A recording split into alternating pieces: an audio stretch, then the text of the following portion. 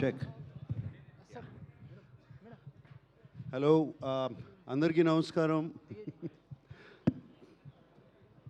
మీ అందరినీ చూస్తుంటే నాకు జస్ట్ ఇందాకే అనుకున్నాను, my beginning of my career కరెక్ట్గా 6 ఉండేవారు అంతే ముందు, and only 1 photographer. No phones, no recording, no cameras, nothing. రేపు రిలీజ్ అనగా జస్ట్ ఒక 6 ఉండేవారు. వాళ్ళు క్వశ్చన్స్ అడిగేవారు, అయిపోయేది. భయం కూడా ఉండేది కాదు మాట్లాడతాకి.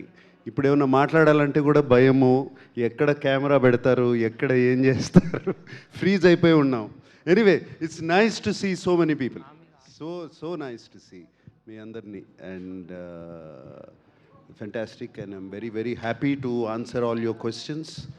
మీరు ఏమైనా questions I think Lenin start అయిన తర్వాత ఫస్ట్ ప్రెస్ మీట్ ఇది, నేను రావటం బయటికి వచ్చి మాట్లాడతాము.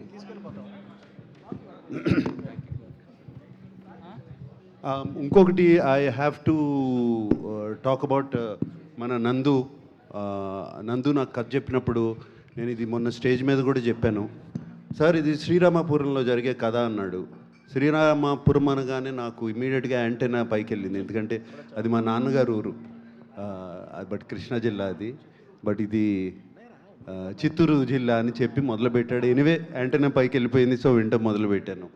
అండ్ ఫెంటాస్టిక్ నేరేటర్, అండ్ అతను రాత డైలాగ్స్ కానీ ఇట్స్ రియలీ రియలీ, ఈ మధ్యకాలంలో అంత మంచి డైలాగ్స్ వినలేదు, నందు రాసిన డైలాగ్స్.